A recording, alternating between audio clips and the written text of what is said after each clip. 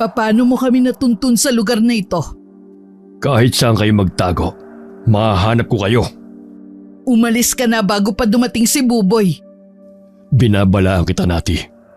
Huwag mo na ulit ilalayo si Buboy. Huwag mo na kaming guluhin pa.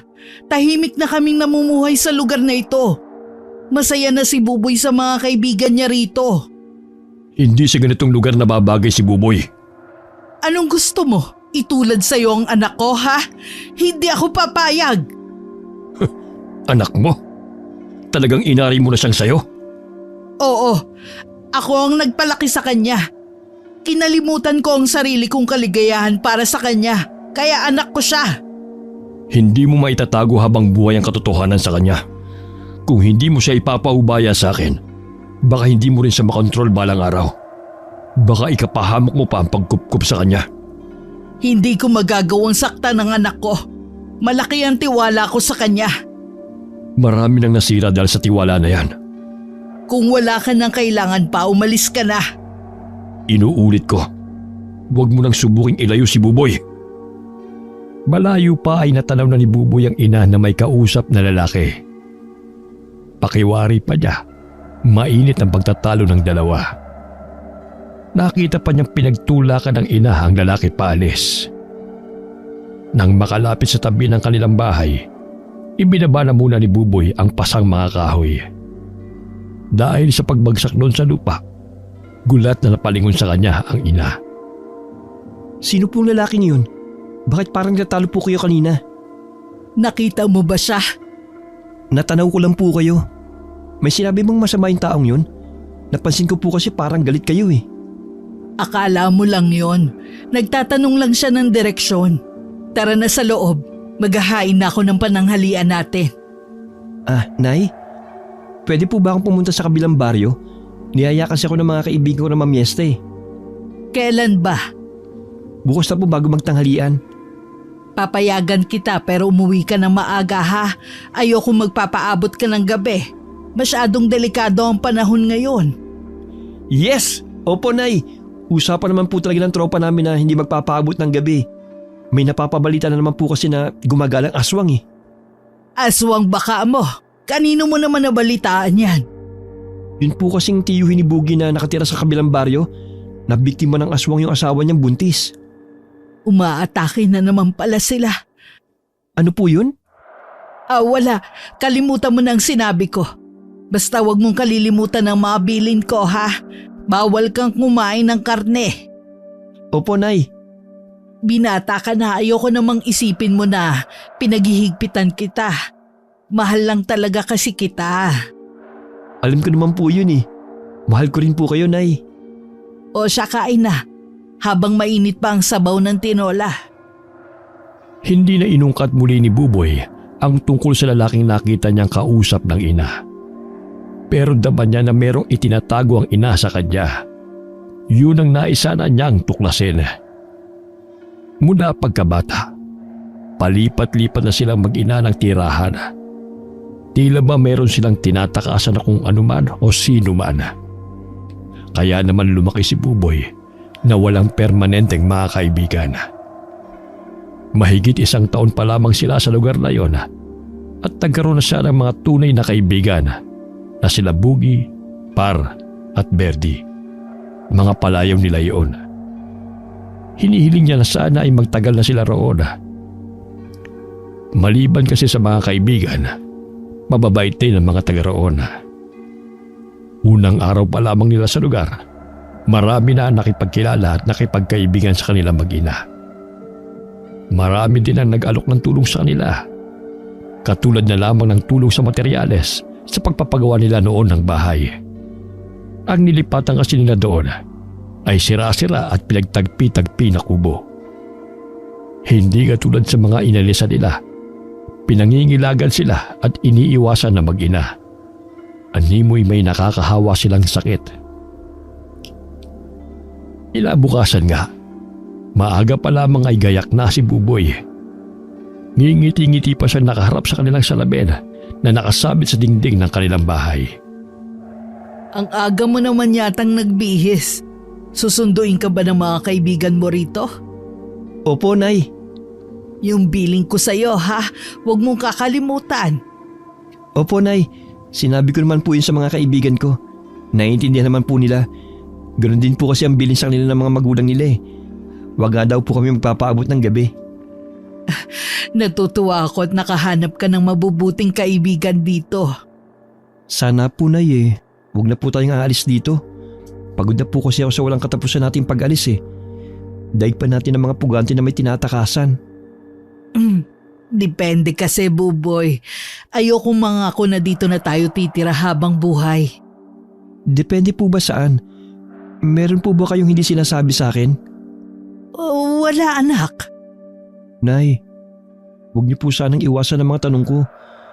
Katulad ng bata pa ako tuwing nagtatanong ako sa inyo. Nasa hustong gulang na po ako para malaman kung may tinatago ba kayo sa akin. Ay, wala akong tinatago sa'yo, maniwala ka sana. Paano niyo po ipapaliwanag yung paglipat-lipat natin ng tirahan? Kaya ko yun ipaliwanag, pero sa ngayon wag mo muna akong kulitin. Sana po balang araw, masagot niyo po yung mga katanungan ko sa inyo. Oo, sa ngayon magsaya ka kasama ng mga kaibigan mo sa piyesta. Nandiyan na pala sila. Sige po, Nay! Nagmano pa si Buboy sa ina bago lumabas ng kanilang bahay.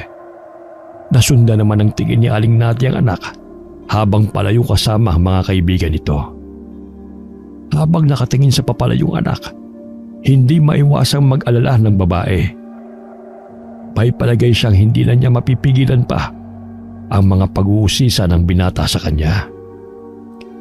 Hindi tuloy niya malaman kung paano ang gagawin sa mga susunod na pagtatanong nito. Paulit-ulit ang tanong sa kanyang isip. Magagawa pa kaya niyang itago kay Buboy ang katotohanan sa pagkatao nito? Isang marahas na paghinga ang ginawa niya habang nakatanaw sa papalayong mga binata. Hapon na noon, naisipan ni Aling Nati na abangan sa labas ng kanilang bahay si Buboy. Ngunit nadatnan niyang naroon si Gaspar. Ano na naman ang ginagawa mo rito? Alam mo kung anong kailangan ko. Sinabi ko na sa'yo, bigyan mo pa ako ng palugit para masabi ko ang lahat kay Buboy. Marami kang oras para sabihin sa kanya noon. Bakit hindi mo ginawa? Hindi kasi ganun kadali yon. Hindi ko rin alam kung ano ang magiging reaksyon niya kapag nalaman niya ang totoo. Ano bang pinag-aalala mo? Wala. Babalik ako rito bukas. Siya nga pala, huwag mong tangkaing tumakas gaya ng ginagawa nyo. Hindi ko nagagawin yon. Mabuti naman. Parang nanghihina na napaatras si Aling Nati at napasandal na lamang sa sawaling dingding. Marahan din siyang napapikit. Parang munting daloy din sa batis na biglang nagbalik sa kanyang alaala ang nakaraan. Nagmulat lang siya ng mga mata nang marinig ang boses ni Buboy kasama ang mga kaibigan nito. Tumayo siya ng tuwid at saka ngumiti sa kanila. Binati naman siya ng mga kaibigan ng anak. Ilang sandali lamang, nagpaalam na rin sila. Hinatid lang daw nila si Buboy. Kumuway pa ang mga yun sa mag-ina bago umalis. Kumusta ang naging lakad nyo? Ang saya, Nay. Nakapanood pa kami ng parada bago umuwi. Saan naman kayo kumain? Doon po kami sa bahay ng mga kamag-anak ni Boogie. Meron pa nga po sa amin nag-alok na kumain sa kanila eh. Pero tumanggi na po kami. Hindi naman kasi namin kakilala. Mabuti naman natandaan mo yung mga bilin ko sa'yo. Mabuti na yung nag-iingat. Siya nga pala, Nay. Niyaya ko ng mga kaibigan ko na pumasok ng trabaho kina Mang Delphine. Kailangan pa daw kasi ng mga tao ngayon eh. Hindi mo naman kailangan magtrabaho. Sapat pa naman ang kinikita ko. Nay, gusto ko lang naman makatulong sa inyo eh. Tsaka hindi naman po ako lalayo eh. Ay, sige, papayagan na kita. Nasa hustong gulang ka naman na eh. Salamat po, Nay. Kahit pumayag si Aling Nati, naroon pa rin ang agam-agam sa kanya na baka mayroong makakilala sa binata. Naiipit siya sa sitwasyon na gusto niyang maging normal ang buhay ng binata at sa sitwasyong maprotektahan ito. Isang linggo pagkatapos ng kanilang pag-uusap, naging maayos naman ang trabaho ni Buboy sa farm ni Mang Delfin. Kitang-kita niya ang saya sa mukha ng binata. Hindi na rin niya ito pinaghihigpitan sa mga lakad nila ng mga kaibigan. Basta ang kondisyon niya, wag lamang magpapagabi.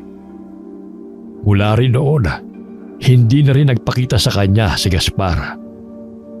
Ngunit batid niyang nasa paligid lamang ang lalaki.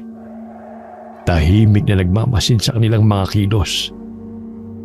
Lingid kay Aling Nati, kasama ni Buboy ang lalaki sa farm. Salamat po Mang Gaspar sa pagliligtas niyo sa akin. Talagang natakot ako sa pagwawala ng baka kanina. Wala yun, iho. Hindi naman ako maaaring walang gawin sa ganung sitwasyon. Ay, Mang Gaspar, taga rito po ba kayo sa baryo namin? Ang totoo niyan, taga kabilang bayan ako. Palibasa kasi wala na akong pamilya kaya kung saan ako nakakarating. Ganun po ba? Mahilig po pala kayong maglakbay. Marami na po ba kayong narating na mga lugar? Oo naman. Ikaw ba? Ang totoo po niyan, marami na po akong narating na lugar. Mula po kasi pagkabata ko palipat-lipat na kami ng tirahan ni nanay. Pareho lang pala tayong marami ng narating. Bakit parang malungkot ka? Kasi po, ayoko naman ng palipat-lipat ng lugar Pakiramdam ko kasi para kami mga pugante na may tinatakasan. Hindi mo ba naitatanong sa iyong ina ang dahilan? Marami na pong beses ko yung tinanong sa kanya. Kaya lang po, ayaw naman niya sabihin talaga ang rason Siguro may malalim na dahilan ng iyong inay. Baka para yun sa kaligtasan mo. Kaya hindi niya magawang ipagtapat sa iyo. Kung sakali pong aalis na naman kami sa lugar na ito, hindi na po ako sasama. Dito ko na gusto manatili habang buhay, kasama ng mga kaibigan ko. Matamal lamang na napatitig si Gaspar sa binata. Bakas kasi rito ang tigas ng paninindigan sa silabi. Lihim na lamang siyang napangiti. Mukhang nakuha ng binata ang ugali ng ina nito. Noong malaman niyang pumasok sa farm ni Mang Delfin ang binata, naisipan din niyang pumasok doon para mapalapit dito. Hindi nga siya nagkamali. Agad na napalagay ang loob nito sa kanya sa unang araw pa lamang ng kanilang pagkikita. Oh, bakit ganyan ka tumingin sa akin? May gusto ko bang sabihin? Ay, wala po. Naalala ko lang na kayo yung kausap ni inay noon. Sabi niya may tinatanong lang daw kayo sa kanya. Oo. May tinatanong lang ako noon kay Nati. Alam niyo po palang pangalan ng nanay ko? May nakapagsabi lang sa akin na isa sa mga katrabaho natin. Nung araw na nagtanong ako sa nanay mo, yun din ang araw na dumating ako rito. Pagpasensahan niyo na po ang inay. Pasungit po talaga yun sa mga hindi niya kilala. Napansin ko po kasi noon na parang galit na galit siya sa inyo. Naku, wala yun. Naiintindihan ko naman ng nanay mo O paano? Tapos na ang pahinga natin. Tayo nang bumalik sa trabaho. Ngumiti pa si Buboy. Si Gaspar naman, inakbayan pa ang binata at sabay na silang naglakad para bumalik sa trabaho. Maraming nakakapansin ng pagiging malapit ng dalawa. Malimit sila magkasama sa trabaho, sa tanghalian at maging sa pag-uwi. Inakala ng mga taga roon na sadyang pala kaibigan lang si Gaspar. Sa kabila ng maayos na pamumuhay ng mga taga-baryo, ang pagsalakay ng hinihinala nilang aswang, di umano marami na yun na biktima sa kabilang baryo. Nagdulot yun ng takot dahil halos magkatabi lang ang baryo kung nasaan ang mag-inang Nati at Buboy. Hindi maiwasan ni Nati na mangamba habang nakatingin sa bilog na buwan. Nay, kanina pa po niyo pinagmamasdan ng buwan Tuwing kabilugan kasi ng buwan, mas malakas at mabagsik ang mga alagad ng dilim, kabilang ng mga aswang. Marami na nga daw po na biktima sa kabilang baryo. Ay, nabalitaan ko nga yan. Kaya ikaw, sabihan mo rin ng mga kaibigan mo na wag nang gumala kapag alanganing oras na. Alam na po nila yun. Si Mang Delfin nga po inagahan ng pagpapauwi sa amin para daw hindi gabihin ng iba na malayo ang bahay. Mabuti naman at may malasakit siya sa mga tauhan niya. Mabait naman po talaga si Mang Delfin. Kaya swerte ko talaga na doon ako sa kanya nakapasok ng trabaho. Nang gabing yon, hindi makatulog si Buboy. Napakalinsangan kasi ng panahon. Hindi niya matiyak kung uulan ba o may iba pang dahilan. Alam lamang niya, hindi pa naman panahon ng tag-ulan.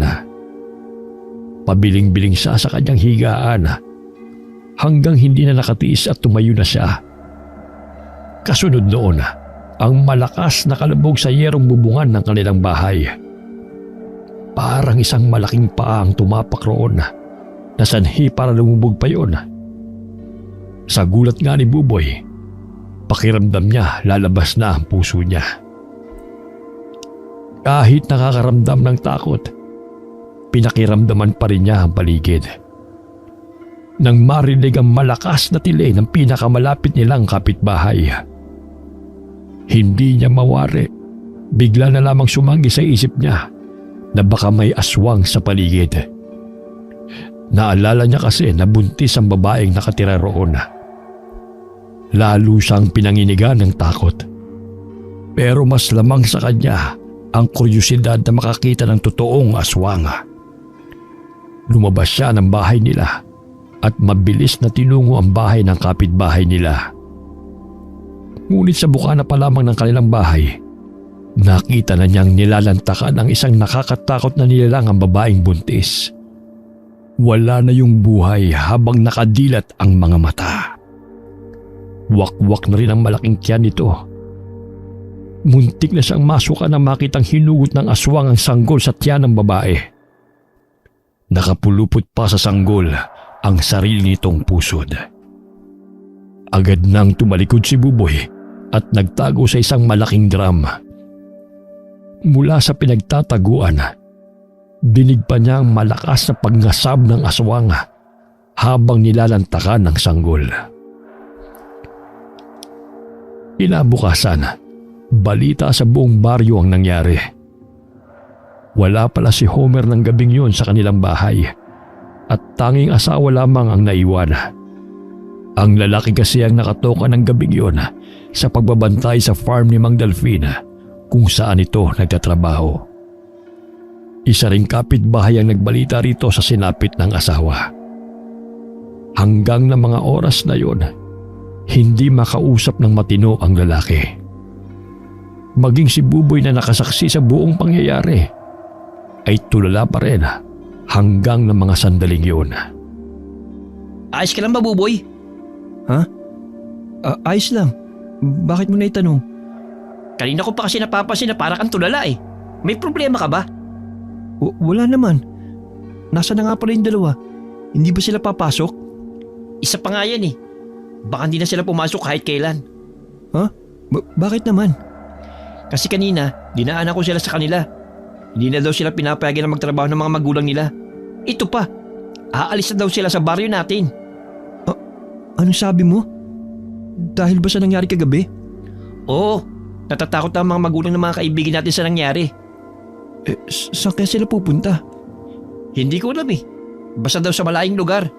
Yung walang aswang na gumagala. Mabuti pa sila. Kaya nilang umalis kung kailan nila gusto. Gusto mo rin bang umalis dito sa baryo natin? Oo sana. Kaya lang, saan naman kami pupunta ni Lolo? Basta mag-iingat lang tayo. Hindi naman siguro tayo mabibiktima ng aswang. Kahit anong ingat pa natin, kapag isa sa atin ang nakasunodaan ng halimaw na yon, wala tayong ligtas. Kita mo nga si Ate Beth, nasa loob na nga ng bahay niya yun eh. Pero nagawa pa rin siyang pasukin ng aswang. Hindi nakaimik si Buboy sa sinabi ng kaibigan. Nagbalik na naman tuloy sa isip niya ang eksenang nasaksihan kagabi. Ipinilig niya ang ulo at saka niyaya na ang kaibigan na magtrabaho na lamang sila. Buong maghapong ding hindi nakita ni Buboy si Gaspar na ipinagtataka niya. Nung uwian na, sumabay sa kanya si Par. Pinag-uusapan pa rin nila tungkol sa aswang. Nahinto lang sila sa pag-uusap nang may isang matandang babae ang naglalakad pasalubong sa kanila. Nakatingin yun sa kanila. Si Buboy naman ay hindi iniwasan ng matalim nitong titig. Kumikibot pa ang labi nito na tila merong sinasabi. Hindi na rin namalayan ng dalawa na napahinto na rin sila sa paglalakad. hanggang makalampas sa matandang babae ay nakasunod sila ng tingin dito. Sino kaya yung matandang babae na yun? Ngayon ko lang siya nakita eh. Iba ang kutob ko sa kanya. Mabuti pang bilisan na nating umuwi. Teka lang, sa gubat siya patungo? Bakit doon? Di ba wala naman nakatira doon? Dahil pinamamahay ng mababangis na hayop? Oo nga no. Hindi kaya... Huwag ka muna magbitiw ng salita. Mahirap magbinta ng walang ebidensya. Ililihim ba natin ang bagay na ito? Oo, lihim ka na rin magtanong tungkol sa matandang babae na yun. Baka taga rito talaga siya. Di lang natin kilala. Oo sige. Dahil una ang bahay ni para sa kanya, nauna ang kaibigang makauwi. Siya naman ay nagmamadali na sa pag-uwi. Ang daan pa uwi sa kanila ay masukal na at maraming puno ng ipil-ipil sa magkabilang daan. Habang naglalakad, nakarinig siya ng mga naapakang tuyong sanga. Batid niya kagad na may sumusunod sa kanya. Lalo pa niyang binilisan ang paglalakad hanggang matanaw na niya ang mga kabahayan. Ngunit bago pa man siya makalampas sa kanyang dinadaanan, isang kamay ang humablot sa kanya. Mang Gaspar, kayo lang pala. Tinakot niyo naman ako. Pasensya ka na, Buboy. Pauwi ka na ba? Opo. May kailangan po ba kayo sa akin? Bakit po pala hindi kayo pumasok kanina sa trabaho? Ano kasi, hindi maganda ang pakiramdam ko. Oh, may sakit po ba kayo? Nasugatan kasi ako. Aksidente kong nataga ang sarili ko habang nangangahoy ako. Medyo malalim ang naging tama eh. Kaya kailangan ko muna magpagaling. Pwede bang ikaw muna magsabi kay Mang Delfin? Oo. Sasabihin ko po sa kanya bukas. Mabait naman po si Mang Delfin eh. Kaya tsak maunawaan niya po kayo. Salamat, Buboy ha. Pasensya ka na ulit kung natakot kita kanina. Ayos lang po yun. Ay, Mang Gaspar, nabalitaan niyo na po ba yung nangyari sa asawa ni Kuya Homer? Inatake kagabi ng aswang. Nalaman ko nga yan eh. Kaya mag-iingat ka, Buboy. Ingatan mong nanay mo. Hindi kasi natin alam kung sino ang susunod na magiging biktima ng aswang. Mang Gaspar, meron po akong ipagtatapat sa inyo. Ano yun? Nakita ko po yung pangyayari kagabi. Nakita mo ang aswang? Opo, pero hindi ko magawang tignan ng matagal yung ginagawa niyang paglapa sa sanggol kaya nagtago ako. Meron ka na bang pinagsabihan nito? Wala pa po. Kayo pa lang po. Walang dapat makalam nito, Buboy. Hindi kasi natin alam. Baka nasa paligid lang ang aswang. Baka makatunog siya na may nalalaman ka. Yun pang ikapahamak mo. Maaari po bang mangyari yun? Oo. Malakas ang pakiramdam nila. Sige po. Wala akong pagsasabihin kahit sa mga kaibigan ko. Ayoko mapahamak sila kung sakali. Umuwi ka na ngayon. Mag-iingat ka. Oo. Kayo po ba iuwi na rin? Kukuha lang ako ng mga halamang gamot para may pantapal ko sa sugat ko. Mag-ingat din po kayo, Mang Gaspar. Nang lumakad ng palayo si Buboy, palingon-lingon pa siya sa lalaki. Naroon pa rin ito sa kinatatayuan at tinatanaw siya. Pagdating sa bahay, nasa labas ang kanyang ina at waring hinihintay talaga siya. Agad nang umiti ang ina nang makalapit siya. Nagmano naman siya rito at sa kasabay na silang pumasok sa loob ng kanilang bahay. Napansin ni Buboy na nagmamadaling isinasara ng ina ang mga bintana at pinto ng kanilang bahay. Natatakot po ba kayo sa nangyari? Sino bang hindi matatakot? Kapitbahay natin mismo ang naging biktima ng aswang. Buntis po yung kapitbahay natin. Hindi po kaya buntis lang ang binibiktima ng aswang? Huwag tayong pakasiguro. Halimaw ang mga yon. Hayok sa laman ng tao. Kaya kahit buntis, may posibilidad na maging biktima. Hindi po kayo makikilamay kay Kuya Homer? Ako na lang, maiwan ka na dito. Matulog ka na lang. Pero gusto ko rin po makilamay. Sa ibang araw na lang, huwag muna ngayong gabi. Gusto pa sanang tumutol ni Buboy, pero tinalikuran na siya ng ina. Kapag ganon, pinal na ang desisyon nito. Pumasok na lamang muna siya sa kanyang silid. Muli naalala na naman niya ang nangyari kagabi. Naisip niya, mabuti na rin siguro na hindi siya makilamay. Dahil baka hindi niya mapigilan ang sarili na maikwento ang mga nasaksihan niya. Mas maaga kaysa dating hapunan nila. Marahil para maagang ina na makapunta sa kabila. Siya ang nagligpit ng kanilang pinagkainan. Ang ina naman ay gumayak na para pumunta sa kabilang bahay. Naiwan naman si Buboy na nakahiga lamang sa sofa.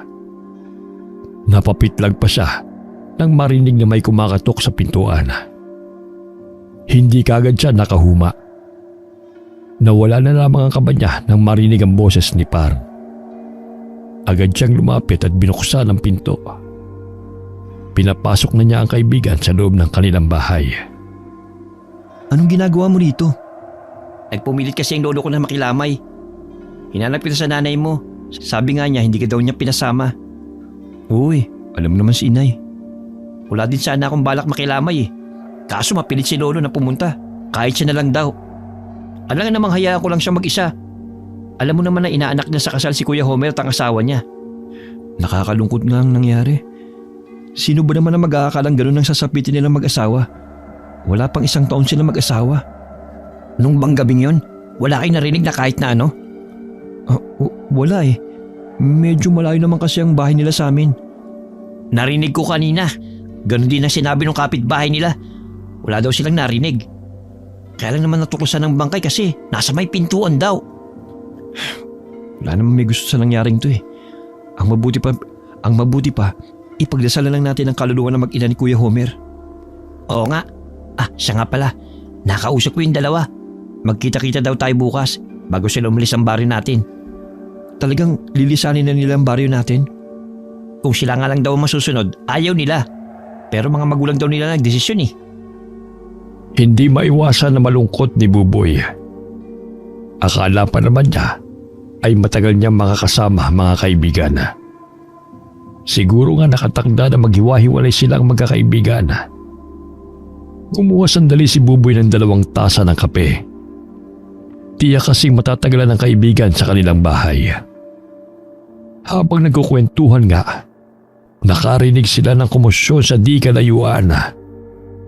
Nagkatinginan pa silang magkaibigan bago sabay na tumayo at lumabas ng bahay.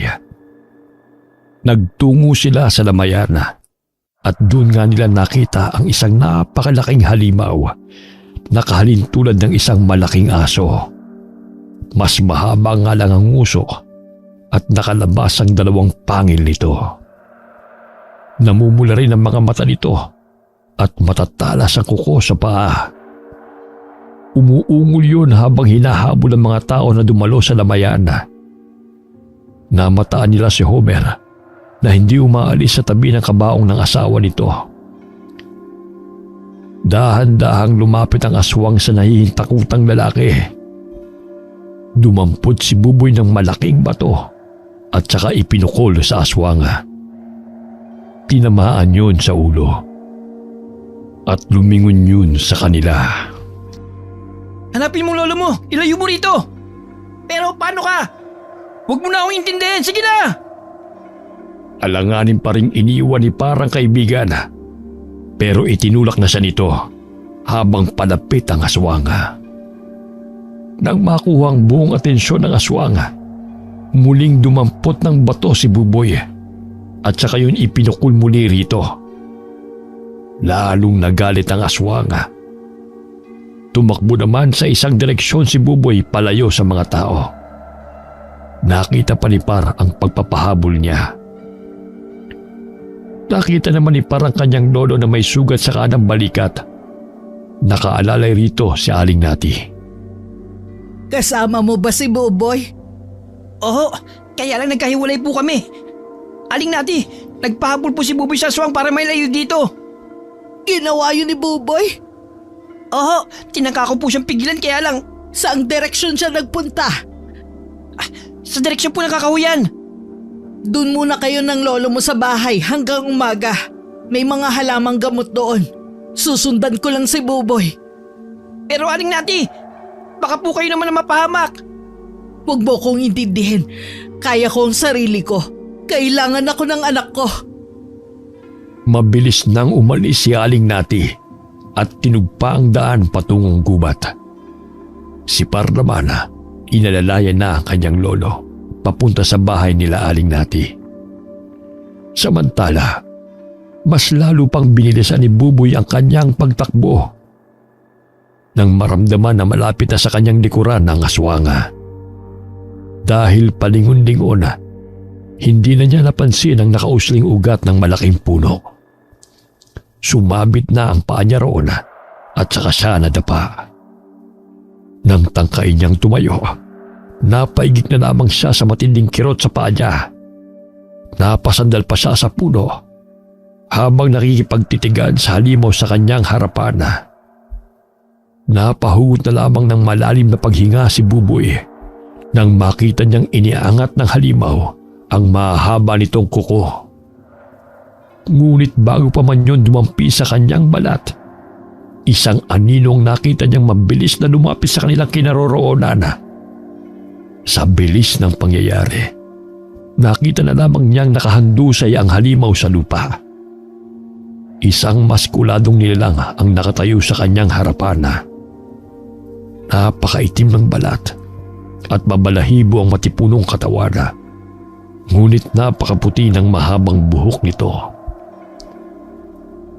Mabilis nitong nilapitan ang halimaw na hindi pa nakakabawi. Sa pagkamangha ni Buboy, binutas nito ang tiyan ng halimaw at hinila palabas ang mga laman loob at buong kasabikang isinubo. Sa sobrang takot ng binata, nanigas na siya sa kanyang kinatatayuan. Nang biglang may tumakip na kamay sa kanyang bibig at saka siya hinila palayo sa lugar na yon. Ano bang pumasok sa ulo mo para magpahabol ka sa halimaw na yon? Wala naman pong nangyari sa akin eh. Muntik ka nang mapahamak. Sorry po, Nay. Gusto ko lang naman pong ilayo yung halimaw na yun sa lamay eh.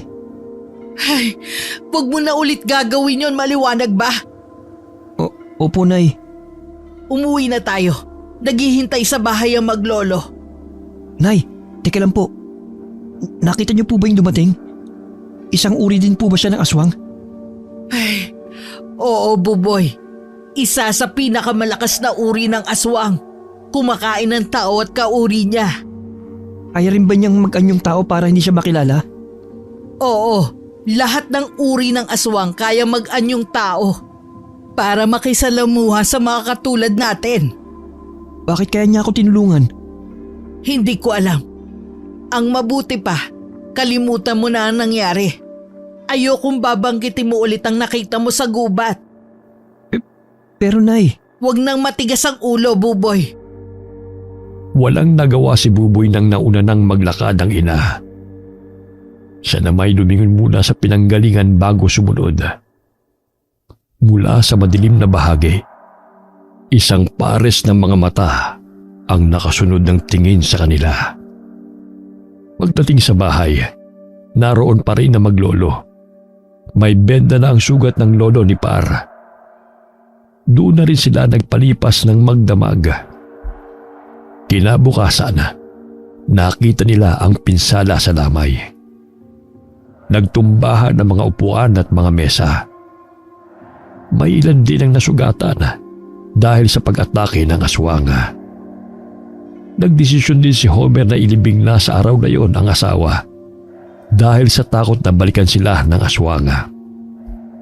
Isang linggo ang lumipas, naging tahimik na muli ang baryo nila. Sa kabila doon, hindi pa rin napigilan ang paglikas ng mga tao roon, kabilang na ang mga kaibigan ni Buboy.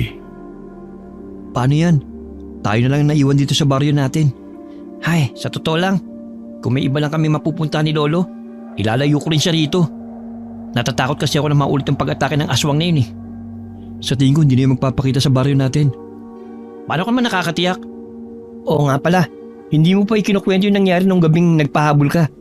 Ano ba nangyari? Muntik na akong malapa. Akala ko nga katapusan ko na eh. Nung biglang may dumating, iniligtas niya ang buhay ko. Talaga? Sino naman yung dumating? Isa rin siyang uri ng aswang. Pinatay niya yung aswang na umatake sa lamay. Kaya nasisiguro ko na hindi na siya babalik pa. Naisip ko lang, hindi kaya mas delikado yung aswang na tumulong sa'yo? Kasi sa pagkakaalam ko, walang mabuting aswang eh. Lahat sila masama at hayok sa laman ng tao. Kung masama siya, bakit hanggang ngayon hindi pa rin siya umatake sa baryo natin? Aba, ewan ko. Hindi ko masasagot yan. Manalig na lang tayo na sana tama ako. Ayokong meron akong mababalitaan na meron na namang bagong biktima dito sa baryo natin. Mula ng gabing makita ni Buboy ang maskuladong nilalang na yun, hindi na siya mawaglit sa isipan ng binata. Ayaw man niyang aminin, parang nais niya muli itong makita. Isang damdamin na hindi maipaliwanag ni Buboy. Isang araw nang pumasok si Buboy sa farm ni Mang Delfin, hindi pumasok ng araw na yun ang kaibigang si Par. Nakasabay naman niya sa pananghalian si Gaspar. Kumusta ka na? Ayos lang po, Mang Gaspar. Balita ko, inilipat kayo ni Mang Delfin ang gawain dito sa farm. Oo. Hindi pa kasi kayang pumasok ni Homer eh. Kaya sa akin muna ipinasa ang trabaho niya. Ay, kawawa nga po si Kuya Homer eh. Mula nang mamatay ang asawa, ibinaling na lang ang atensyon sa alak. Kaya baka po hindi na siya bumalik sa trabaho. Malay naman natin, malampasan niya ang pagsubok na dinadaanan niya. Sana nga po. Lingid sa dalawa. Mula sa malayo ay nakatingin sa kanila si Aling Nati. Hindi makapaniwala ang babae na sa farm din na yun nagtatrabaho si Gaspar. Sumagi sa isip niya. Baka sinadya yun ng lalaki para mapalapit sa anak. Napakuyom na lamang siya ng kamao at saka tumalikod para umalis. Pagka-uwi ng bahay ng anak nung hapon, agad niya itong ginausap. Hindi ka na babalik sa farm ni Mang Delfin. Hindi ka na magtatrabaho doon. Oh? Bakit naman po? Dahil sa paglilihim mo sa akin. Hindi ko po kayo maintindihan, Nay. Bakit hindi mo sinabi sa akin na doon din nagtatrabaho si Gaspar? Hindi ko naman po alam na doon din siya nagtatrabaho eh. Doon lang po kami nagkita at nagkakilala. Sino po ba siya? Sabi niyo dati, nagtatanong lang siya sa inyo noon. Bakit tila sa inaakto niyo, matagal niyo na siyang kilala? Layuan mo ang lalaking yun, Buboy. Bakit nga po? Basta! Kung ganun ayoko po. Hindi rin ako aalis sa trabaho ko. Buboy, kailan ka pa natutong sumagot ng ganyan? Sawang-sawa na po ako sa pagmamando niyo sa akin kung anong dapat kong gawin. Ayaw niyo naman magpaliwanag para mas maintindihan ko kayo. Ginagawa ko ang lahat ng yun para protektahan ka. Ha? Protektahan kanino? Para saan? Bakit ayaw niyo sabihin sa akin yung nililihim niyo?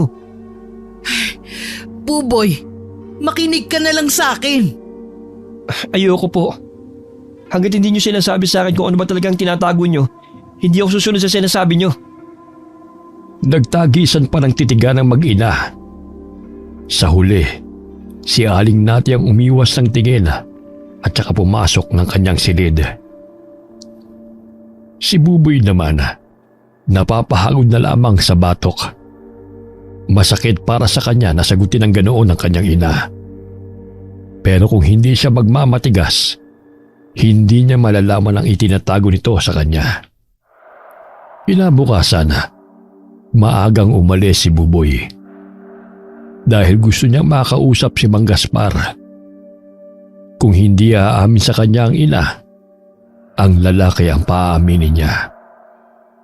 Ngunit habang papunta sa farm ni Mang Delfin, nakasalubong niya ang matandang babae na nakasalubong nila noon ni Par. Kahit kinakabahan, tuloy-tuloy lang siya sa kanyang paglalakad hanggang lumampas siya rito. Nang nakakalayo na siya, may tila nagtutulak sa kanya para lingunin ng matanda. Sa kanyang paglingon, kulang na lamang na matumba siya sa matinding gulat. Ang matandang babae kasi, nasa likuran lang niya. Halos lumikit na ang mukha nito sa kanyang katawan.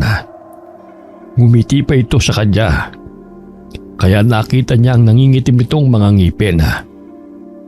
Nang humalakhak ito, doon na siya napatakbo ng mabilis. Pagdating sa farm, agad niyang hinanap si Mang Gaspar. Bakit para may humahabol sa'yo? Wala po. Pwede po ba tayong mag-usap? Tungkol saan iyo? Kilala niyo po bang inay noon pa?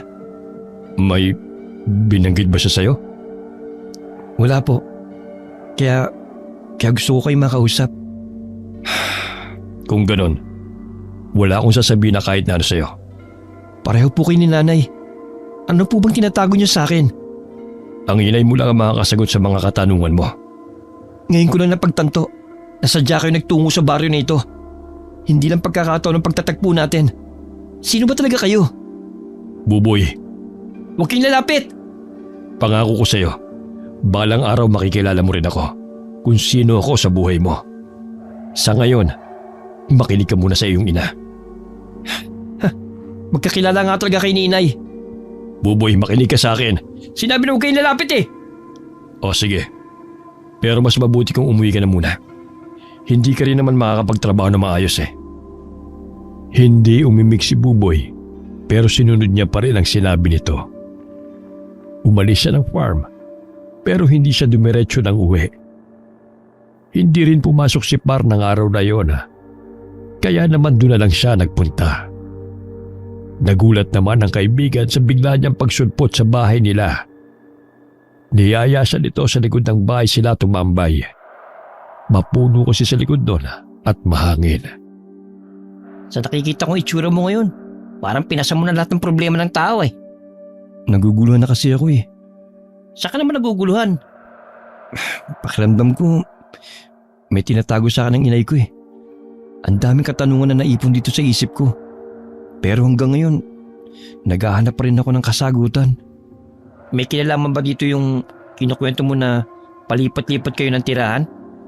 Oo, at nadagdagan pa ang mga tanong ko. Kung totoo nga ang hinala mo na may nililihim sa yung nanay mo, baka gusto ko lang niyang protektahan. Baka ayaw ka niya masaktan. Wala ba siyang tiwala sa akin na magagawa kong tanggapin kung ano man yun? Nanay mo lang makakasagot niyan. Kinumpronta ko rin si Mang Gaspar. Magkakilala sila ni inay noon pa. Hindi aksidente pagkakapunta niya rito sa baryo natin.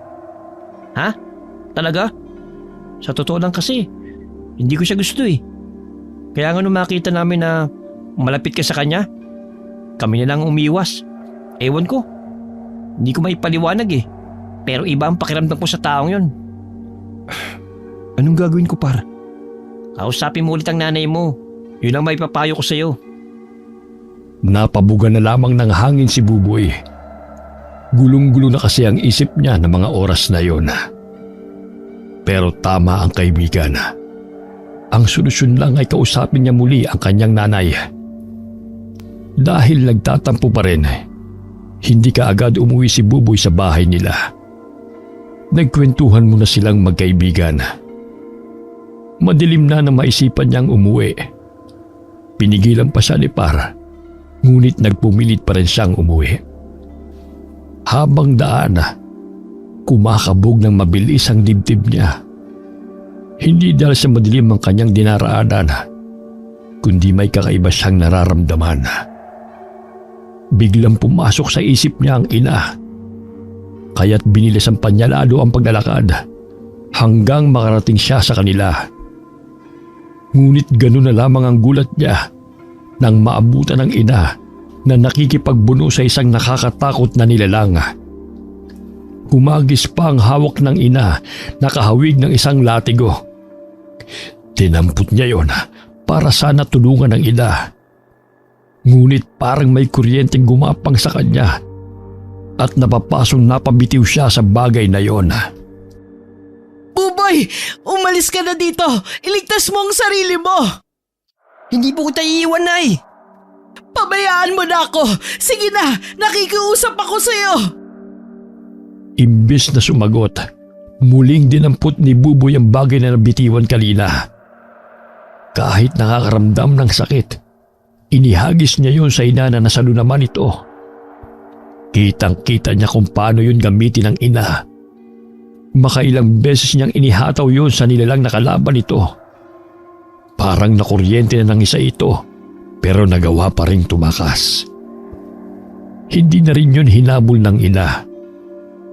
Noon lamang napansin ni Buboy na maraming kalmutang ina sa braso at ibang parte ng katawan. Ayos lang po ba kayo, Nay? Oo anak, salamat at dumating ka. Tayo na po sa loob. Gagamutin ko mga sugat nyo. Siguro, ito na nga ang tamang panahon para malaman mo ang tungkol sa tunay mong pagkatao. Tunay kong pagkatao? Ano pong ibig nyo sabihin? Hindi ako ang tunay mong ina, Buboy. Namatay sa panganganak sa'yo ang tunay mong ina. Paano ko napunta sa inyo? Isang gabing bumabagyo, dumating ang nanay mo na puno ng galos at masakit ang tiyan. Tinulungan namin siya ng itay na isang albularyo. Nasa sinapupunan ka pa lang ng nanay mo. Alam na ng itay na hindi ka pangkaraniwang sanggol. Napatunayan nga namin yon nang biglang sumulpot ang iyong ama. Ilang araw pagkamatay ng iyong ina. Sino ang aking ama? Si Gaspar. Si Mang Gaspar? Siyang tatay ko? May isa ka pang dapat malaman, Buboy. May dugong aswang na nananalaytay sa iyong ugat. Mula pagkabata mo, marami na ang naghahanap sa iyo para paslangin ka. Hindi. Hindi yan totoo. Ordinaryong tao lang ako. Ayoko maging halimaw. Hindi ako aswang. Kung pwede ko lang sanang burahin ang tunay mong pagkatao, ginawa ko na sana. Sabihin nyo, Nay. Hindi totoo yung mga sinabi nyo. Ayokong kumain ng karne ng tao. Ayokong pumatay. Hindi yun mangyayari. May paraan para maiwasan mong kumain ng laman ng tao. Paano? Basta gagawa tayo ng paraan. Hahanap tayo ng solusyon. Alam ko, hanggat hindi na isasalin sa iyo ang itim na perlas, hindi ka magiging ganap na aswang. Patuloy lang sa pag-iyak si Buboy habang nagpapaliwanag si Aling Nati. Hindi niya matanggap na yun pala ang inililihim ng ina. Ngayon nauunawaan na niya kung bakit puro gulay lamang ang niluluto nito para sa kanya. Mahigpit itong bili na huwag siyang kakain ng karne na sinunod naman niya mula pagkabata. Ilang araw na nagkulong si Buboy sa kanilang bahay. Hindi na rin siya bumalik sa farm kung saan siya nagtatrabaho. Hindi rin siya kasi handang harapin si Mang Gaspar. Nang araw na yon, nagpaalam ang kanyang ina na aalis. Kaya naiwan siyang nagmumukmok sa kanilang bahay. Umalis lamang siya sa kanyang kinauupuan nang marinig ang pagtawag ni Par sa kanya. Hinarap niya ang kaibigan. Kumusta ka na? May sakit ka ba? Ba't ang tagal mo hindi nagpapakita? Wala naman. Marami lang akong ginagawa ngayon. Kailan ka papasok sa farm? Hinahanap ka kasi ni Mang Delphine eh. Hindi ka raw kasi nagpaalam na hindi ka papasok. Pakisabi, wala na akong balak pumasok sa trabaho. Ha? Bakit? Basta, yun ang sabihin mo kay Mang Delphine. Ang labo naman nun. Anong malabo ron? Sasabihin mo lang naman na wala na akong balak magtrabaho doon. Ibig kong sabihin, anong dahilan mo? May kinalaman ba rito yung sinasabi mong nililihim siya ng nanay mo? Wala. Kalimutan mo na yung mga sinabi ko sa'yo noon. Magkaibigan tayo. Kung ano man yung gumugulo sa'yo, pwede mo namang sabihin sa akin eh. Wala na nga yung dalawa eh. Tayo na lang ang magkaibigan dito. Huwag mo naman akong baliwalain. Ayoko lang na madamay ka. Dahil higit pa sa kaibigan ang turing ko sa'yo. Kapatid ka na para sa akin. May kinalaman nga siguro sa inililihim ng nanay mo kung bakit ka nagkakaganyan. Basta tandaan mo, magkaibigan tayo. Maaasahan mo ko kahit ano man ang mangyari. Pasensya ka na ha. Kailangan din kitang iwasan. Para sa'yo din ang gagawin ko. Sige, kung yan ang desisyon mo eh, irerespeto ko. Basta, laging bukas ang bahay ko kapag gusto mo na makakausap. Tumangulang si Buboy sa kaibigan. Nang humakbang pali si Para, Nakaramdam ng bigat sa dibdib ang binata. Masakit sa kanya na iwasan ang kaibigan, pero iniisip lamang niya ang kapakanan nito. Ayaw niyang dumating ang panahon na dahil sa kanya ay mapapahamak ito. Nang mawala na sa paningin niya si Par, saka lamang siya pumasok sa loob ng kanilang bahay. Gabi na rin nang dumating si Aling Nati. Nakapagluto na siya noon ng hapunan nila. Saan po kayo galing? Nakipagkita ko kay Gaspar. Para saan ang pakikipagkita niyo sa kanya? Akala ko po galit kayo sa taong yun. Kaya lang naman ako nagagalit sa kanya dahil gusto kanyang kunin sa akin. Natatakot ako na baka ipagtapat niya sa iyo ang katotohanan sa pagkatao mo. Kahit ano po mangyari, hindi ko kayo iiwan. Ngayon alam mo na ang totoo. Nasa iyo na ang desisyon kung anong gagawin mo. Sabi niyo, maaari pa rin ako makapamuhay ng normal, katulad ng ibang ordinaryong tao. Gusto ko po ng ganung buhay na kasama kayo. Natutuwa ko marinig yan sa iyo, Buboy. Pero kailangan nating alamin kung paano mo makokontrol ang pagiging aswang mo. Nakokontrol ko naman po. Wala naman po akong nararamdaman na kahit anong kakaiba. Dahil hindi ka paganap na aswang, pero oras na may salin na sa iyo ang itim na perlas, doon palang magsisimula ang pagiging mabagsik mong aswang. Anong uri po ang aswang, inay? Isa kang gabunan katulad ng ama mo. Ang nakita mong maskuladong nilalang ng gabing yon, siya si Gaspar. Ang nilalang na kumain ng kauri niya?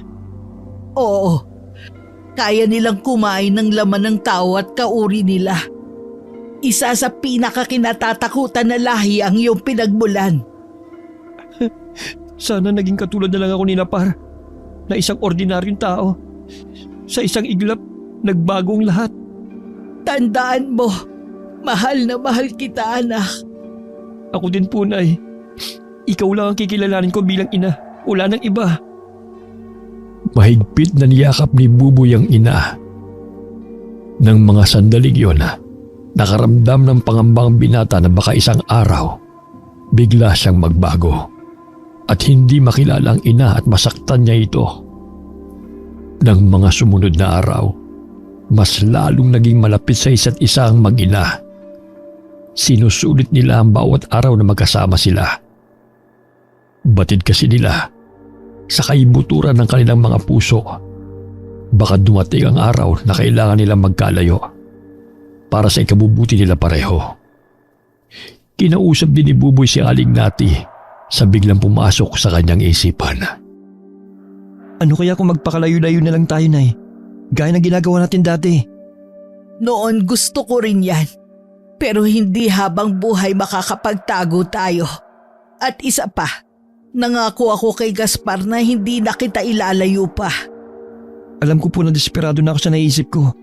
Wala na kasi akong ibang maisip na solusyon eh. Wala nang dahilan para lumayo. Alam mo na ang lahat. Ang kailangan mo lang gawin, ang labanan ng sarili mo. Oras na dumating ang sandali na makaramdam ka ng pagbabago sa katawan mo. Kailan ang sandaling yun, Nay? Sa darating na kabilugan ng buwan. Malapit na pala.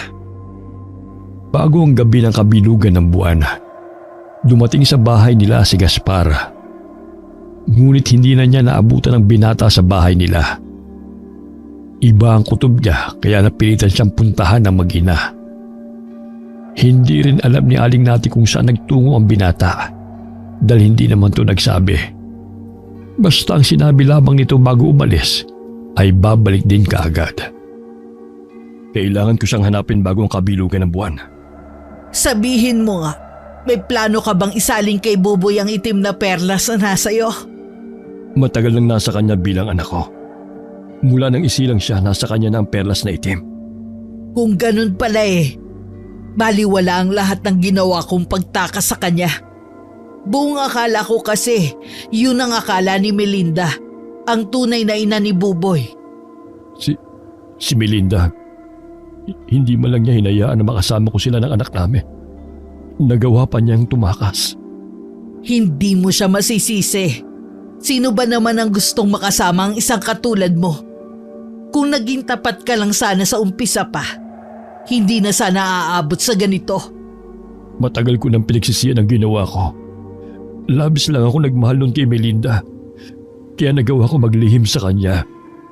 Hindi ko akalain na siya mismong makakasaksi ng pagbabagong anyo ko ng gabing yon. Tapos na yon. Ang mabuti pa hanapin na lang natin si Buboy bago pa siya makapaminsala. Dito ka lamang. Ako na lang bahala maghanap sa kanya. Pero Baka maging sagabal ka lang sa akin. Magsara ka ng pinto. Hindi magandang nalalanghap ko sa hangin. anong ibig mong sabihin? Hindi ko rin alam. Basta pumasok na sa loob ng bahay. Nang umalis na si Gaspar, agad na nagsara ng pinto si Aling Nati. Iba rin ang pakiramdam niya ng mga sandaling iyon. Agad niyang kinuha ang buntot pagi niya. Inihanda rin niya ang sarili sa anumang mangyayari sa gabing iyon. Samantala, malayo na ang nararating ng magkaibigan. Hindi na maiwasan na magreklamo ni Par. Nagulat siya nang puntahan siya ng kaibigang si Buboy at humingi sa kanya ng tulong. Bago sila umalis, ipinagtapat ito sa kanya ang lihim na iniingatan. Noong una, natakot siya dahil hindi siya makapaniwalang may kaibigan siyang aswang. Pero nanaig sa kanya ang pagkakaibigan nila, kaya sumama siya rito. Baka naman makarating na tayo sa kabilang bundok nito ah. O sige, pwede na siguro dito. Bakit ba kasi kailangan pa nating lumayo? Gusto ko lang makatiyak na walang ibang madamay oras na magpalit na ako ng anyo. Ano, tatali na ba kita? Oo, malapit na rin naman dumilim eh. Dito na lang sa puno na ito. Pasensya ka na kung kailangan pa kitang isama rito ha. Wala yun. Natutuwa nga ako kasi saan ka humingi ng tulong eh. Kapag naitali mo na ako, pwede ka nang umalis. Ano ka ba? Hihintayin na kita na muling bumalik sa pagiging tao. Hindi kita iiwan dito. Pero Wala nang pero. Halika na. Pumwesto ka na rito. higpitan mo ang pagkakatali ha. Baka makawala ako. Iba raw ang lakas at bagsik ng pagiging aswang ko, sabi ni Inay. Sa higpit ang pagkakatali ko, imposibleng makawala ka pa. Lumayo ka muna kahit anong mangyari. Huwag lalapit sa akin. Oo na, sinabi mo na yan kanina eh. Umupo muna sa malaking bato si Para habang naghihintay ng oras. Hindi rin niya inaalis sa mga mata sa kaibigan hanggang unti-unti nang kumakalat ang dilim sa paligid. Sinindihan na rin niya ang dalang suno. Inilapit pa niya yon sa kaibigan para makita niya ito. Habang pinagmamasdan si Buboy, unang napansin niya rito ay ang pagbabago ng mga mata. Naging matingkad na kulay pula yun na parang maliit na bolang apoy sa dilim. Habang lumalalim ang gabi, unti-unti niyang nasaksihan ang pagbabago sa anyo ng kaibigan. Umahaba na rin ang buhok nito, pangil at maging ang balahibo sa katawan. Hanggang makumpleto na nito ang anyo ng isang aswang. Inaangilan siya nito at pilit na nagpupumigla sa pagkakatali. Hindi maiwasang makaramdam ng takot si Para habang pinagmamasdan niya ang nakakatakot na anyo ng kaibigan. Naglalaway pa ito na para bang takam na takam ito sa kanya. Mula kung saan, biglang lumitaw ang isang nilalang na kalahating tao at aso. Sa gulat ni Para, napatago siya sa likod ng malaking bato na kanyang inuupuan kanina. Ngunit agad siyang nilapitan at hinawakan sa leeg. Nagpupumiglas naman si Par hanggang ihagis siya nito sa malayo. Tumama pa ang kanyang likod sa malaking puno. Muli siyang nilapitan at iniangat. Kahit wala ng lakas at iniinda ang sakit, pilit kumakawala ang binata. Bago magdilim ang kanyang paningin, nahagip pa niya ng tingin si Buboy na nakalasang pagkakatali rito. Nagising si Par na masakit ang buong katawan. Bahagya pa siyang napapitlag nang makitang titig na titig sa kanya si Buboy. Ano nangyari? Patay na ba ako? Buhay na buhay ka pa. Siyang wala ng buhay. Ikaw bang nakapatay sa aswang na yan? Oo, hulaan mo kung sino siya. Anong sinasabi mo dyan? Titigan mo mukha niya. Teka, si Mang Delphine ba ito? Siya nga, ibig sabihin, isa siyang aswang? Oo, naniniwala ako na meron pa sa mga kababaryo natin ang katulad niya. Ibig sabihin, noon pa tayo nakakasalamuhan ng mga aswang nang hindi natin namamalayan? Ganun na nga. Nakausap mo ba si Mang Delphine bago siya nalagutan ng hininga? Sinabi niyang noon pa na amoy na niya ang dugo ko. Ang hirap paniwalaan na isang aswang si Mang Delphine. Mabait kasi siya sa mga taga-baryo eh. Maaaring pakitang tao lamang ang ginagawa niya para hindi siya paghinalaan na aswang na bumibiktima ng mga tao. Muntik na nga niya ako mabiktima. Mabuti na lang nandiyan ka. Teka, ba't ka pa bumalik na sa dati mong anyo? Hindi ko rin alam. Baka dahil lampas na sa alas 12. Maaari din. O paano? Uuwi na ba tayo? Oo, tsak na nag-aalala sa akin si inay. Bago sila umalis, sinuliyapan pa nila ang katawan ni Mang Delphine na tuluyan nang bumalik sa pagiging tao. Nakakaramdam din ng lungkot si Buboy sa sinapit nito. Pero wala siyang kontrol sa kapangyarihan niya. Inilihim na lang niya sa kaibigan na makilang ulit na nagmakaawa ang lalaki sa kanya na buhayin. Ngunit tila wala siyang naririnig na anuman. Habang pauwi, tahimik lamang si Buboy. Tanging si Par lang ang nagsasalita. Malapit na sila sa kanilang bahay nang mapansin ni Buboy na walang ilaw. Tinutuman kagad siya ng hindi maganda. Umuwi ka na, Par. Bukas lang tayo ulit magkita. Bakit? Di ba sabi ko sa'yo sa inyo ako matutulog? Masama ang kutob ko eh. Hindi kailanman nagpapatay ng ilaw si inay. Ha? Sigurado ka? Dito ka lang. Huwag kang susunod. Dahan-dahan ang ginawang paglapit ni Buboy sa bahay nila. Nakarinig siya ng kalusko sa bandang kanan niya kung saan malalago ang mga halaman. Napatingin siya roon at lumabas ang isang nilalang na mabalahibo ang buong katawan. Gumisi pa ito sa kanya habang ipinapakita ang mga kamay na may mahabang kuko. Anong ginawa mo sa nanay ko? Buboy! Inay! Nasaan kayo? Nandito ako sa loob ng bahay. Ayos lang ba kayo? May sugat ako. Hintayin niyo ako, Nay. Tatapusin ko. Hoy!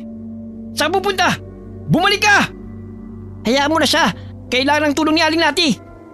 Bakit sumunod ka rito? Mas nakakatakot maiwan dun eh. Tayo natulungan natin si Aling Nati. Tsaka na tayo mag-usap. Nagpatiulan ng pumasok sa loob ng bahay si Par. Kasunod naman si Buboy. Nadat na nilang nakaupo si Aling Nati sa sahig ng bahay habang hawak ang dumudugong sugat sa balikat. Agad na diniluhan ng dalawa ang babae. Kumuha ng gamot at gasa si Buboy. Si Par naman ang gumamot sa sugat ng kanyang ina. Malalim ang sugat niya. Tatago ako ng manggagamot. Babalik agad ako. Konting tiis lang po, Nay. Sinusundulan ni para manggagamot. Kailangan mo nang umalis sa lugar na to, Buboy. Hindi ka nila titigilan. Lalo pa silang dadami sa pagtugis sa iyo. Ano bang kailangan nila sa akin? Sabi ni Gaspar, ikaw na lang ang natitira sa hanay nila. Natatangi ka, Buboy. Hindi ka lang basta isang gabunan. Espesyal ka dahil mula sa hanay ng mga babaylan ng iyong ina. Kapag natutunan mo ang kapangyarihan mo, masigit kang nakakataas sa lahat ng uri ng aswang. Bihira lang ang ipanganak ang isang katulad mo. Kaya maraming natatakot na matutunan mo ang kakayanan mo. Nay, huwag po muna kayo magsalita. Lalo kayo mawawalan ng lakas niyan eh. Hintayin niyo po muna na magamot ang sugat niyo. Nararamdaman ko na hindi na rin ako magtatagal. Talagang hinintay lang kita na dumating. Mag-iingat ka sa iba nating kababaryo. Ang iba sa kanila ay hindi tao. Alam ko po yun. Si Mang Delphine, isa siyang aswang. Napatay ko po siya kanina.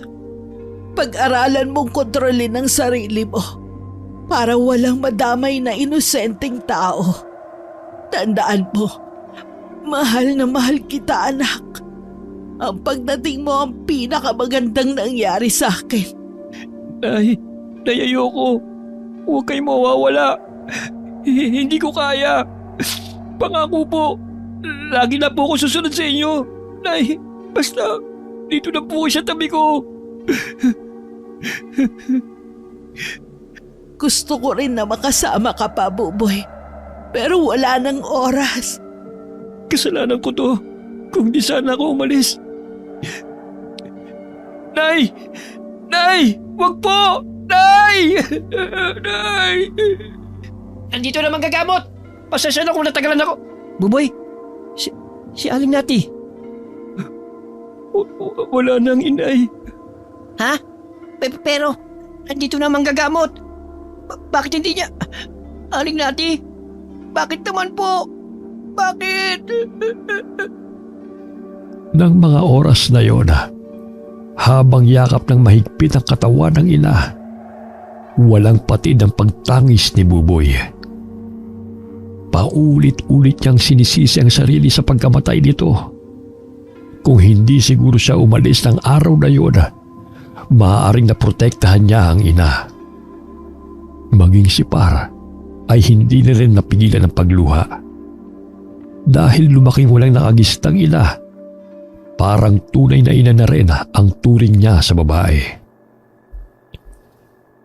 Ang manggagamot naman ay hindi na kinaya ang eksena, kaya lumabas na lamang ng bahay. Si Gaspar naman na nasa malapit lamang, hindi rin maiwasan na makaramdam ng lungkot sa nangyari sa babae.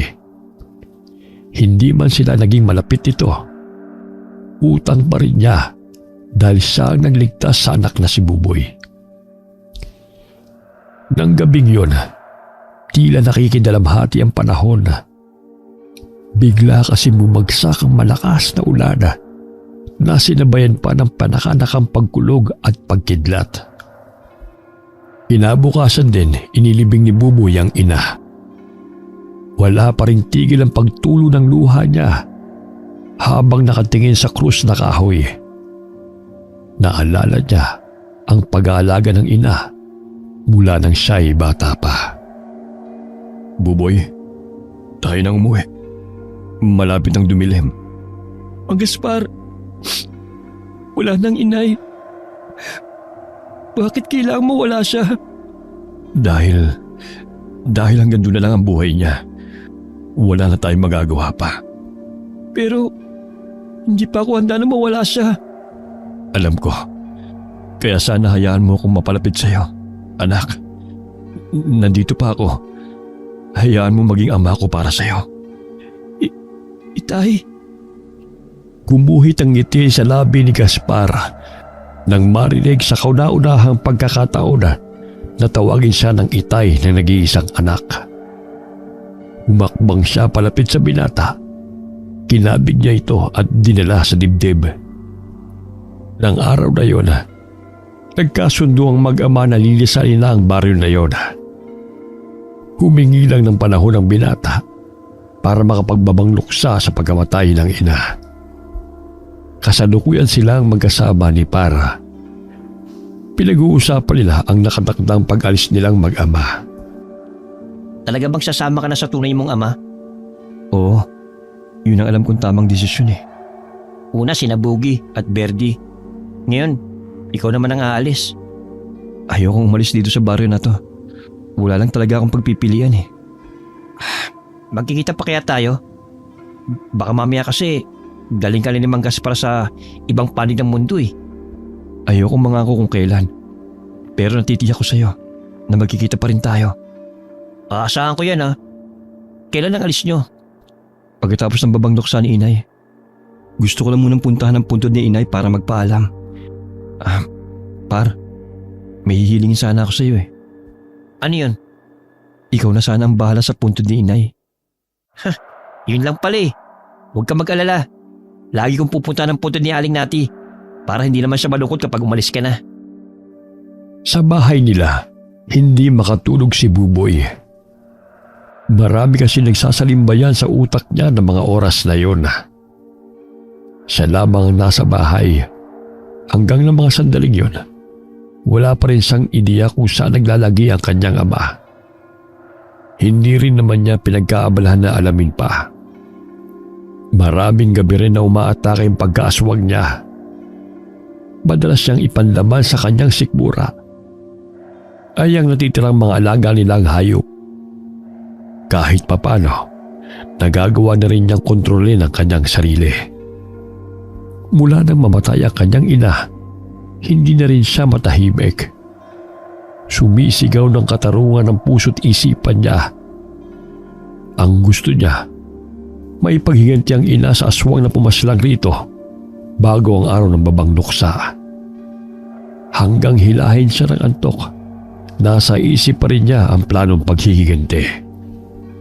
Kinabukasan, dinalaw siya ng kanyang ama. Bakit hindi pa po kayo lumipat dito sa bahay namin? Alam ko sagrado ang bahay ng iyong ina. Ayoko lang masira ang alaala niya. Hindi naman po siguro mamasama ng inay kung sakaling sasamahan niyo ako rito. Hayaan mo na.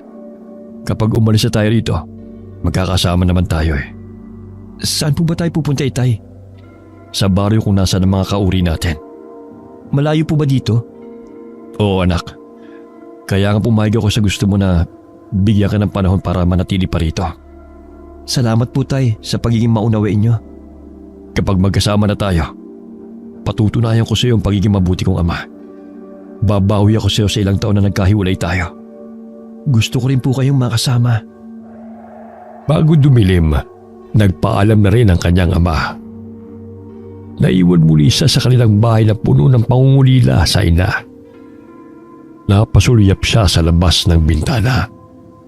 Sa gabing yun, isasagawa niya ang plano. Naghanda lang siya at pagkatapos ay lumakad na. Pinuntahan niya sa gubat ang matandang pumaslang sa kanyang ina. Pagdating sa kubo nito, nakaramdam kaagad siya ng panganib sa paligid. Pinatalas niya ang pandama. Bigla siyang humarap sa pinanggalingan. Ilang hakbang mula sa kanyang kinatatayuan, naroon ang matandang babae. Sa mismong harapan niya, nagbago ang anyo nito. Hindi nga siya nagkamali na ang matandang ito ang nakita niya ng gabing yun. Sa matinding emosyon na nararamdaman niya, mabilis siyang nagbago ng anyo. Nagpambuno sila nito. Sa kabila ng katandaan, maliksi pa rin ang kilos nito. Baka ilang beses siya nitong napatumba. Pero sa huli, mas nanaig ang kanyang lakas. Nang mabuwal ang matanda sa kanyang harapan, umiyaw siya ng napakalakas na dinig sa buong baryo. Kinabukasan, maaga siyang pinuntahan ni Par. Ikaw ba yung humiyaw kagabi? Parang kulog sa gitna ng gabi. Ako nga. Sa wakas na ipaghiganti ko na rin ang inay.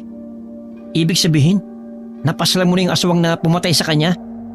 Oo. Yung matandang babae na nakatira sa gubat. Sinabi ko na nga be, iba talaga ang kutubo sa matandang yun eh. Tsaka, walang nakakakilala sa kanya sa buong baryo. Sa wakas magiging tahimik na rin ang baryo na ito. Oo nga. Kaya lang, nalalapit na rin ang pag-alis mo. Huwag ka nang malungkot. Magkikita pa rin naman tayo gaya ng sinabi ko sa iyo eh. Mag-iingat ka sa pupuntahan mo ha. Huwag mo kong kakalimutan ha. Nagyakapan pa ang magkaibigan. Yun na rin ang huling sandali nagkausap silang dalawa. Umalis na rin kasi silang mag-ama sa ika-40 araw ng kamatayan ng kanyang ina.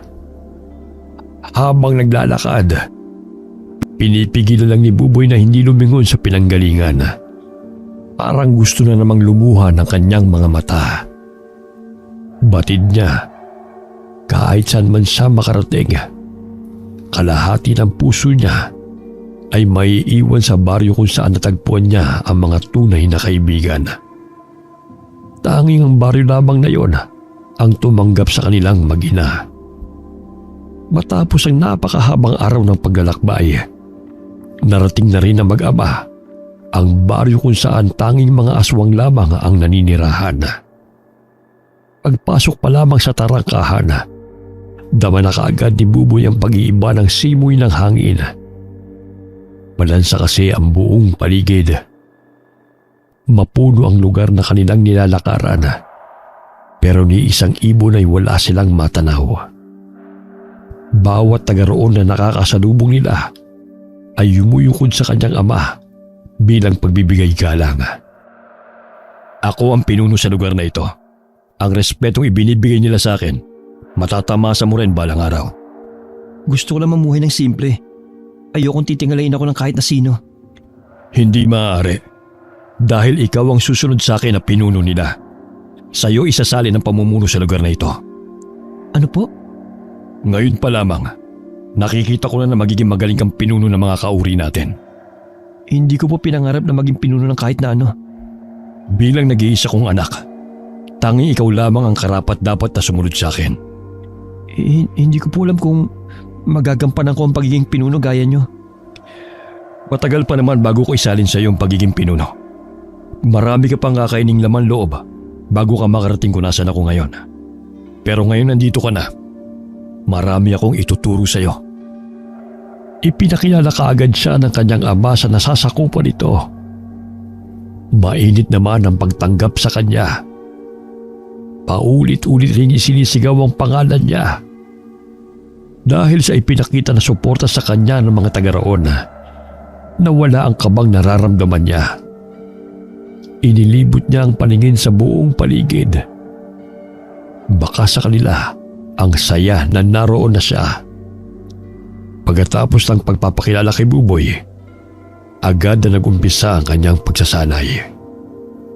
Isang pagsasanay para mas maging malakas at mabagsik na aswang. Sa pagtigil ni Buboy sa lugar na yun, napag-alaman niya na bihira lamang kumain ng laman ng tao ang mga taga roon. Ang ilan pa nga sa kanila ay tuluyan ng hindi kumain ng karne ng tao. Ikaw ang magdidesisyon kung gusto mong kumain ng karne ng tao o hindi.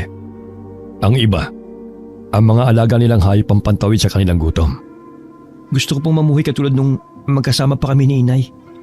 Walang problema, iho. Asa nga pala, malaki na ang pinagbago mo pagdating sa pakikipaglaban.